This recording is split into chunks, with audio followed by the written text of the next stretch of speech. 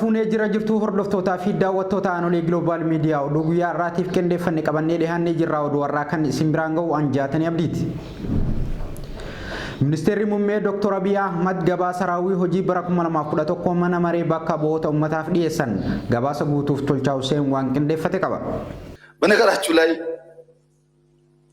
በዚህ መፈንቅለ መንግስት የተሳተፉ ሰዎች ቁጥራቸው ቀላል ያልሆነ ከጥቂት ወራት በፊት ቤተ መንግስት ከመጡ ወታደሮች አብዛኛዎቹ ተሳትፈውበታል። መከላከያ ገምግሞ አስሮ እነዚህ ወጣቶች ናቸው ይማራሉ ብሎ የሸኛቸውን ተጠቅመውበታል። ግን ይነግሩና መፈንቅለ መንግስት አይደለም ብሎ Ministeerri muummee Dr. Abiy Ahmad gabaasa raawwii hojii bara 2011 mana maree bakka bu'oota uummataaf dhiyeessan hojii nageenya biyyattii ilaalchisuun gabaasa kan dhiyeessan Dr. Abiy biyyattiin rakkoo nageenyaa keessa turuu kaasanii kana hundeerraa furuuf hojiin riiformii adda addaa hojjetamus himaniiru. Dr. Abiy Ahmad gaafii miseensota mana maree bakka bu'oota uummataa irraa ka'aniif deebii kennaniiru. Heerri mootummaa waadaa uummataaf mootummaa gidduu jiru jedhan. Sirri mootummaa uummanni irratti mari'atee irratti walii gallaan wanti hin fooyyefneef hin jiru kan jedhan Dr. Abiy qaamni kamiyyuu gaafii heera mootummaa irratti qabu kaasuu akka danda'u mirga heera mootummaatiin kennameef jedhan. Dr. Abiy Ahmad waltajjicha irratti waa'ee ajjeechaa qondaalota mootummaa olaanoo irratti taasifame ilaalchisee gadda itti dhagahame mana marii bakka bu'oota uummataatiif dhiyeessan. Muummeen ministeera Itoophiyaa Dr. Abiy Ahmad waa'ee pirezidaantii naannoo Amaaraa kan Dr. Ambaachoo kaasanii Dr. Ambaachoo Mokonnon ajjeesuu miti ol jedhaniitu itti dubbachuun nama qaanfachiisa. Nama tokkummaa biyya kanaa ijaaruu muratee ajjeesuun aangoo humnaan qabachuu qofa osoo hin taane tokkummaa biyyaas diigudha jedhan. Dr. Abiy itti dabaluudhaan Jeneraal Sa'aaraa Mokonnon nama oolmaa guddaa biyyaaf oolidha. Jireenya isaa guutuu biyya kanaaf jiraatedha. Nama akka daabbootti irraa fi jalaan ibiddaan osoo gubatu tokkummaa biyyaa ijaaruuf obsaan dalagaa turedha. Nama akkanaa ajjeesuun Itoophiyaanota guutuu ajjeesuudha kan jedhan muummee ministeera Itoophiyaa Dr. Abiy Ahmad. Muummee ministeera Itoophiyaa Dr. Abiy Ahmad ibsa isaanii keessatti waa'ee yuutuubaroota lammummaa Itoophiyaa hin qabne kan galii dhuunfaa ofii argachuuf jecha odeeffannoo dharaa tamsaasuun uummata nagaa walitti buusan irraa akka of qusatanii fi uummannis odeeffannoolee dharaatiin dogongoruu akka hin qabnee fi akka of eegu akeekkachiisan. Muummichi ministeeraa yaalii fonqolcha torbaan kana mootummaa irratti gaggeeffame namooti hedduun kun fonqolcha mootummaatiin miti jedhanii yeroo nu gowwoomsuudhaaf yaalan argaa jirra. Namooti akkas jedhan hedduun isaanii warra alkallattiin yakka raawwatame keessaa harka qabanidhas jedhan. Yaaliin fonqolchaa jalqaba isaa magaalaa Bahar Dar godhatee galma isaa masaraa mootummaa godhate kun kallattii kamiiniyyuu kan hin milkoofne ture jedhan Dr. Abiy Ahmad. Dhumarrattis muummichi ministeeraa Itoophiyaa Dr. Abiy Ahmad eenyullee haa ta'u nama dhimma tokkummaa biyyaa irratti nu loluu barbaadu yoo jiraate qalama lafa kennee kilaashiin isa loluuf qophiidhas jedhan. ባለፈው አንድ ዓመት ብዙ አስከፊ ሙከራዎች ተደርገውብናል። የማይታወቁትን አልነግራችሁም፣ የሚታወቁትን ብቻ ነግራችኋለሁ።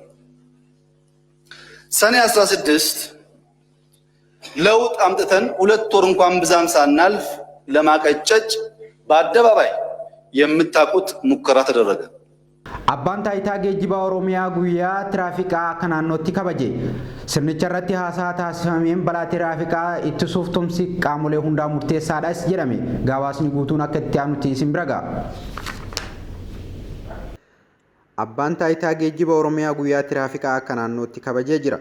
Kabajaa guyyaa tiraafikaa kanarratti kantiibaan magaalaa Adaamaa obbo Asagid Geetaachoon haasaa taasisaniin balaan tiraafikaa humna lammiilee oomishaa fi oomishtummaa keessatti bobba'an bu'aa buusan irratti miidhaa qaqqabsiisaa jiru hambisuuf tumsa qabna jechuun bakka itti gaafatamummaan nutti kenname hundatti qindoominaan hojjechuun balaa kana ittisuu qabna jedhanii jiru.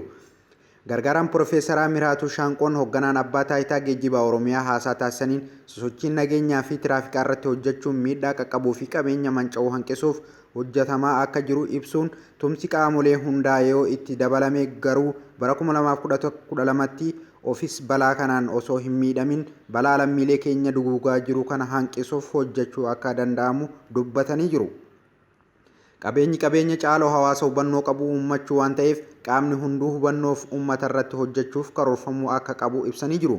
Hirmaattonni waltajjiis yaada kaasaniin gaheen irraa eeggamu baachuuf qophaa'aa ta'uu kaasuun koreen balaa tiraafikaa ittisuuf sadarkaan hundeeffamuu qaamoleen hawaasaa adda addaa kan of keessatti hammate ta'uu akka qabu irratti xiyyeeffatamuu akka qabu kaasuun waldaaleen seeraan alaa hojii konkolaachisummaa irratti keessatti bobba'uun irratti hordoffiin cimaan akka taasifamu akka qabu dhaamanii jiru. Xiyyaarri xiqqaan buufata xiyyaaraa Teeksis keessatti kufee caccabuun lubbuu namoota 10 galaafate. Guutuun isaa akka itti aanutti isin bira ga'a. Xiyyaarri B350 jedhamu kan King Air ta'ee keessoo baay'ee hin turin buufata xiyyaara Edison jedhamutti kan kufee lubbuu namoota 10 galaafatee jira. Gara Filoraadaa imaluuf kan ture xiyyaarri kun tasa kallattii isaa jijjiiree mankuusaa gurguddaa xiyyaaronni keessa dhaabbatan irratti kufee battalatti ibidditti qabatee jedha gabaasni BBC irraa arganne.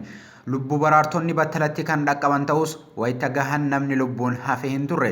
Eenyummaan namoota lubbuu dhabanis aangawoonni ifa hin taasifne firoota isaanii barbaadaa jiru. Wayita xiyyaarichi kufeetti naannicha keessa namni hin turre yoo ta'us sababni balaa kanaa qoratamaa jira. Haa ta'u malee mootora isaa rakkoowwan mudateef akka ta'e odeeffannoon hin mirkanoofne ni mul'isa. Guyyaa kaleessaa hiriirri guddaan jabaan miiliyoonota jedhamuun kan Suudaan kutaa magaalota garaagaraa keessatti gaggeeffameen ooleen lubbuun namoota 5 darbe. Gabaasa guutuuf Tolchaa Huseen waan qindeeffate qaba. Mormii hiriiraa guyyaa kaleessaa magaalota Suudaan keessatti ba'ameen namootni du'anii fi miidhaman jiraachuun himamee jira.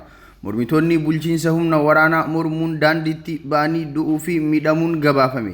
Akka koreen giddu galeessaa doktoroota Suudaan himutti yoo xiqqaate mormitoonni 5 ajjeefamaniiru. Namootni rasaasa raayyaa ittisaa mana maree ce'umsa aangoo biyyattii of harkaa qabuun miidhaman hospitaalota garaagaraatti yaalamaa jiran baay'eedhas jedhameera. Hiriira mormii kana irrattis manni marichaa aangoo bulchiinsa uummataaf dabarsee akka kennu gaafataniiru. Itti aanaan hoogganaa mana marichaa Jeneraal Muhammad Hamdaan Dangaloo namoota hiriira ba'an irratti lootee seentutu dhukaasaa ture jedhan. Namootni adeemsa araaraa kun akka gufatu barbaadan jirus jedhan. Humnoonni nageenya naannoo masaraa pirezidantii fi magaalaa Umdurummaanii fi Gaadaariifitti namoota mormiif ba'an adda facaasuuf aara nama boochisu dhukaasuun gabaafame. Mariin jaarsummaa muummicha ministeera Dr. Abiy Ahmedii fi gamtaa Afrikaa adda citee ture akka eegalamu walii galamuus hanga ammaatti mariin hin eegalamne. Egaan hordoftootaa fi daawwattoota keenya kabajamoo oduun guyyaa irraatiif qopheeffanne kan hanga ammaa dhaggeeffachaa turtanidha. Qophiilee fi oduu keenya biroo wajjin turtii gaarii isiniif haa ta'u.